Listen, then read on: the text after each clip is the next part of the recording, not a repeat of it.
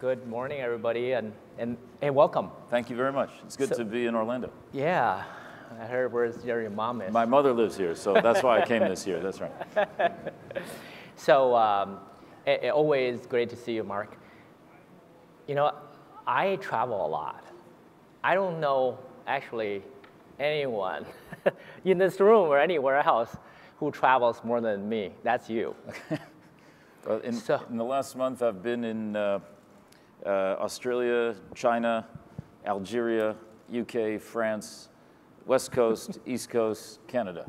Oh my so God. Hopefully that's helpful, and maybe it'll allow me to give you a little bit of perspective. That's right. That's what I was going to ask you. You know, many things happening around the world here. Given you're such a world traveler, I wonder if you can kind of give us a perspective of how all the worldwide events you experienced or heard and seen and witnessed really affect the appetite of investment in telecom infrastructure. That's a good question. I think that, first of all, global events in the last year since we were here, and I think last year there was the election which took place on the evening, and it sort of, to some extent, almost overshadowed some of the activity that took place here at MEF. And a year is an amazing amount of time in order to take stock. A large amount of arguable instability, whether it's in Spain or here in the United States or wherever the case, some inconsistency. And then most recently, perhaps less caught here in the United States, the 19th Party Congress in China, which I think has delivered, from the Asia perspective, a good amount of clarity and perhaps therefore a consistent approach to stability. Some might argue that the Chinese economy has now been very clear in stating its message of that the domestic market is clear and it's going to expand using the Belt and Road Initiative globally. And I think that's a sign for consistency coming from Asia. And as far as the infrastructure question, I think that what we've seen also is private equity firms are taking a greater interest again in physical infrastructure and not just in software startups. In Hong Kong particularly, we've seen two of our competitors be bought out by private equity environments. They seem to be fueling those values over there. We see some of that also now in Europe. A lot of the investment banks running processes. So I would say that physical infrastructure from the investor's point of view is back in, and some of the discussion that we heard earlier about the appetite for gigabit and beyond from our perspective will certainly drive that. Having said that, I think the industry is headed to consolidation because of all of this change technologically and financially, and we've already had some of the panelists explain what's happening. Yeah, okay. That's good perspective. You know, speaking of Asia and globally, you know, in terms of Hong Kong Telecom as well as PCCW, how are you guys doing in Hong Kong and globally? Well, HKT, which is our parent, the trust, is actually financially doing quite well, very stable. PCCW Global is the international operating arm of HKT. We have a mission to provide services to multinational enterprises and service providers globally, and HKT is the domestic retail arm providing service to consumers, to enterprises, and to other service providers. Both environments, thankfully, are doing quite well. 2016 and 2017, despite aggressive competition. We have a huge amount of fiber in the ground. Today over in Hong Kong, over 90% of homes can be reached by fiber to the home. Our 10 gig fiber to the service is catching a lot of penetration, despite perhaps because it's offered at a very competitive price. And we're seeing more and more applications. In mainland China, where we're also serving, you're seeing a dramatic use of IoT applications and payments environments. Two quick examples. I don't know if you're aware, but 11/11, which is a solemn day in the UK and in Canada and the United States, in China is known, as you know, Singles Day, and it's sort of the China version of Black Friday. $25 billion of transactions took place over the Alibaba platform in less than 24 hours. One example of how dramatic things are happening there. And secondly, I think from my visit to Beijing is to see the simplest deployment of IoT applications is perhaps bike sharing. Bicycle sharing in China today, more than 15, 16 million bicycles in China, close to 12 million registered users just in Beijing for that service. And you can see that IoT is being used for simple bike sharing as a last mile alternative for getting from place to place. And it's really remarkable the way IoT is starting to deploy through very simple approach to leveraging payment systems, transactions, QR codes, and the mobile device.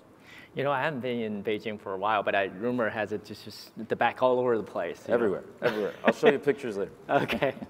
So I'm going to put you on the spot here. The rumor has it that PCCW is in the process or has completed the acquisition of a company called Console Connect. Not a rumor. Not a rumor. Not a rumor, okay. It's true. We're very pleased about that. PCCW Global acquired the assets, the brand, and the people, and the intellectual property, and all of the software capability with Console Connect. Yeah, please. The CTO of Console Connect, Paul Gamp, is here, and I encourage all of you to meet with him and with other members of the team. The network component and customers were acquired in a different environment, and that's why the announcement around it was a little bit complex. Yeah. But we did want to share, particularly publicly, to the networking community in MEF, the public announcement that, and we did complete this week before last, that we have acquired what is most important from our point of view. And I put a couple of slides just to show you some things. If you just add one slide, don't know if we'll see it. There. Well, that's our physical network globally, and the IP backbone, and it has a large number of physical interconnects, MPLS, NNIs, and so on, and it's the environment that we use. But if you go to just the next slide, Console Connect just gives 4 environments that we put up here on the slide. Important to understand that it is a software-based platform allowing network-to-cloud connectivity with the click-as-you-go capability.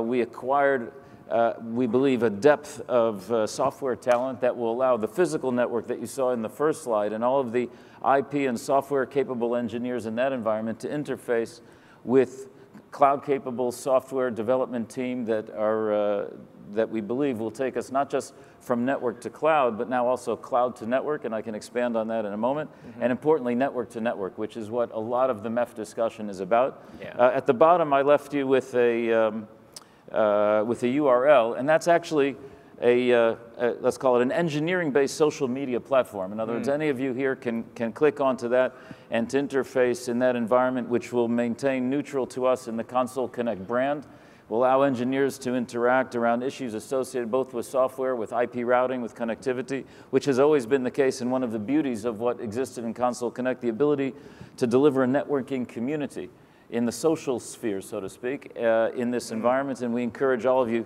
to log on and to try. That was, I just really wanted to put the slide up to show you the URL. So you can take it off now if you. That's great. What is kind of your plan for the Console Connect? Is that to manage kind of your own networks, or you wanted to see that expansion? You know, I know you guys are, you know, global presence, and a lot of times you can help them. We've had the IP backbone, which has evolved organically, both physically and with a lot of back office software capabilities under Dave Hughes and the team, who's a frequent speaker here. And we have also the applications team that we acquired mostly from Greece back in 2014 under Yannis Giokas, who's also here, offering security as a service and various algorithmic capabilities around that, and importantly, a portal-based platform for managing applications for customer usage. So those two environments will now interface together with Paul Gamp's team in order to create not just the physical layer and the application side, but now also a more advanced approach to orchestration around the physical layer. We've spoken quite often here about what we called internally Program Oscar, which was an O for orchestration, which dovetailed exactly to the LSO plans and so on, and we've done various demos around that previously, and all of that is now in place. But importantly, I think that what they will also be able to take us to is into a more flexible environment and help us internally to drive exposure of the back office to the end user. A lot of the discussion that's been going on here this morning has been around what has to happen next on the technical side, where do we do, what are the interfaces, what are the migrations. I think we see that quite clearly in Hong Kong. But we need to be doing a bit more, I think, internally in assuring that we're taking all of this software-based capability, not just interfacing it with the physical capability and opening physical infrastructure and capability, but taking back office systems. Perhaps first billing capabilities or pre-sales or quoting capabilities, and we have some demo around that locally. And then over time also exposing what the network can look like, which we would normally look at behind a screen and not show to the end user.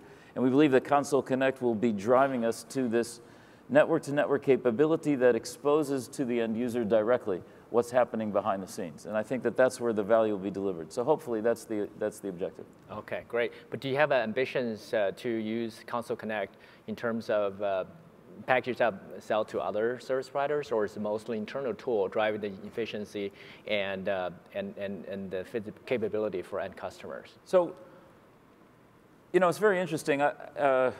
I remember last year you asked me, and maybe you're going to ask me again, what can we be doing more in MEF or different? That's always what you're asking me every time I see you, actually.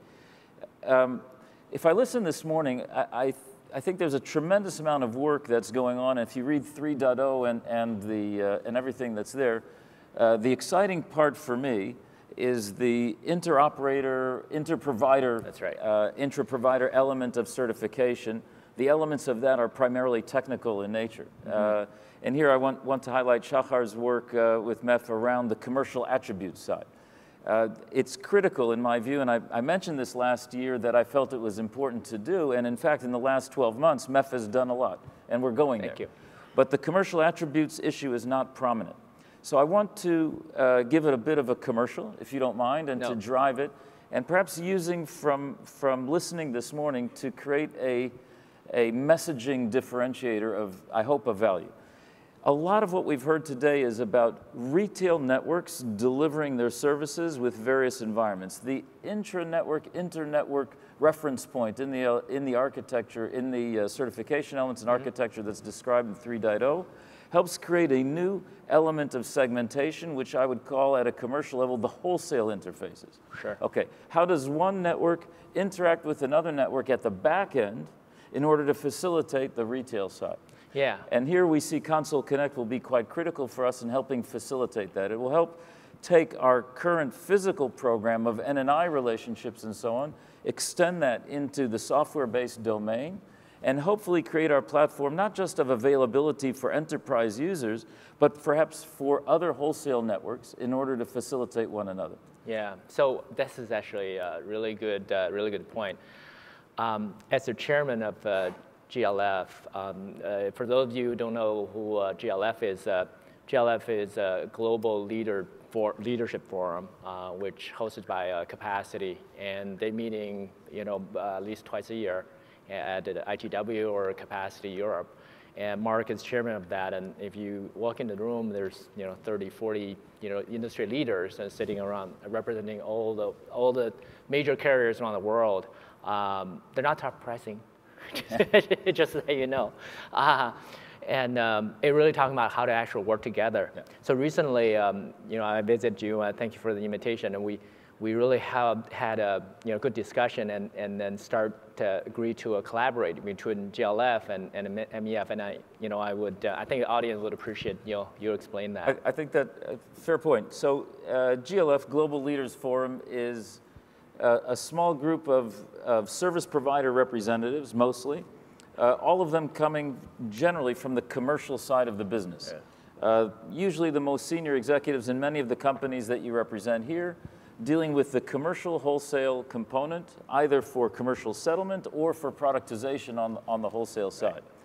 Right. And it made sense. I think Kevin joined us together with you in October. And we put forward the notion that the Global Leaders Forum wants to assure that at the commercial side, people are no longer just dealing with fixed capacity costs on a per month basis or settlement of wholesale minutes, but rather how is the industry going forward commercially? And we felt that MEF was delivering a lot of value in this space, particularly around the commercial attribute side. Yeah. And the GLF tabled a motion to work together with MEF to assure that MEF would be able to help drive the commercial attributes that would be endorsed by the commercial teams in the Global Leaders Forum, to create the next environments. Actually, AT&T is leading the subcommittee on that, George Sloan, and one of the first working elements is to focus on bandwidth on demand. How can that be leveraged across networks at a wholesale capability? And it'll be critical for MEF to actually act as a working body to facilitate that.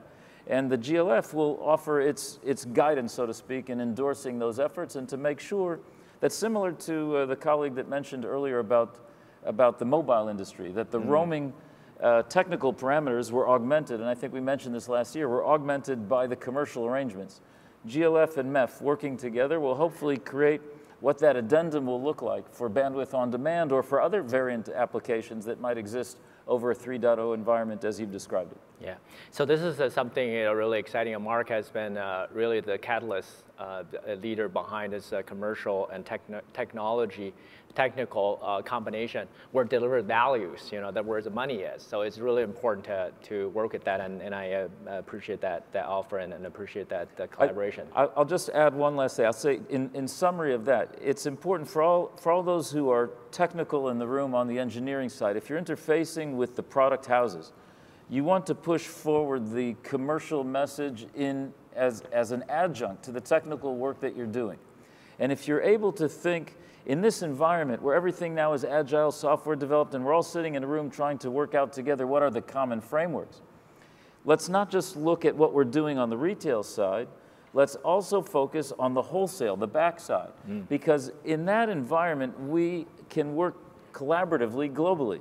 The colleagues from Telecom Italia Sparkle can work together with PCCW Global, can work with Tata, can work with AT&T, can work with Orange, can work with Colt, and we can be leveraging off of each other's platforms and environments. Frankly, if you look in the retail e-commerce space, Amazon doesn't really have all that much of its own independent inventory, right? They're leveraging other inventory environments, and their value is in creating that front-end distribution platform. A MEF-governed framework can help facilitate that same capability if we organize ourselves as an industry intelligently with the wholesale side and the retail side. Sure. And hopefully that intra-network component on the technical side of the MEF spec in 3.0 can yield itself to the commercial attributes and will provide the driver for getting that done. That's really crystallized the MEF 3.0. We always wanted to have 3.0 to be a platform to combine global resources, whether it's retail or wholesale. Like I mentioned earlier today, I push the button, you actually have luxury to access the entire world network resources and service capabilities and leverage everybody's network without necessarily going into box and all done automatically. So that's great. Thank you, Marc. So given the time constraint here, I have one last question and maybe have a couple questions for the audience as well.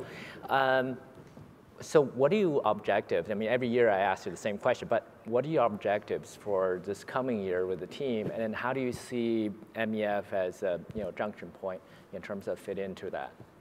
Well, operationally, we need to organize ourselves for both the retail distribution and the wholesale side, and to make sure that the acquisition of the Console Connect colleagues and the software depth that we've added there gets integrated smartly, and frankly, that they start to lead the legacy side of our business and some of the excitement that we've had on the applications and the IP Where's it engine. based, by the way?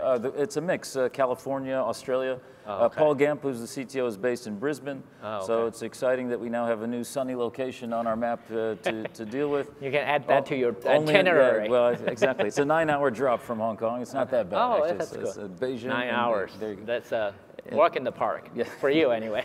So it's quite good. The team there is excellent. We've had a chance to visit with them, and so the key will be to move very fast and to make sure that the services that have been offered on the previous Console Connect platform will now be integrated as quickly as possible to the physical network that I showed you before, and we hope to publish a very fast schedule, perhaps also over that social media environment that I shared with you. So that's important to do that organizational environment, and we have to continuously change the way we're facilitating. For instance, operationally, one of the things that we're going to need is to move the sandbox environment that Daniela from Sparkle mentioned that we're doing together with them and with Tata into an operational environment. 1 year ago, we presented at the POC certain elements that were demo, and this year we're showing that same capability in bandwidth, in restoration on demand. We're showing that actually in production. Awesome. And the teams will be able to see that. This year, what we're showing in POC, Devesh Gupta, C.Y. Hui, and all of the team that are here are showing the fact that we are beginning to expose our pricing capability. In other words, what we've had on the behind in our back office systems around how to get a price quote, how to build a network, and basically to allow end users to design their own network, to become their own pre-sales advocates inside our environment. We'll be presenting that as POC. Don't quote us on the pricing there because we've just used samples. But hopefully by next year this time, we'll be able to show that in production as well. And I think that that is an important piece. So how do we move these elements into more production more rapidly?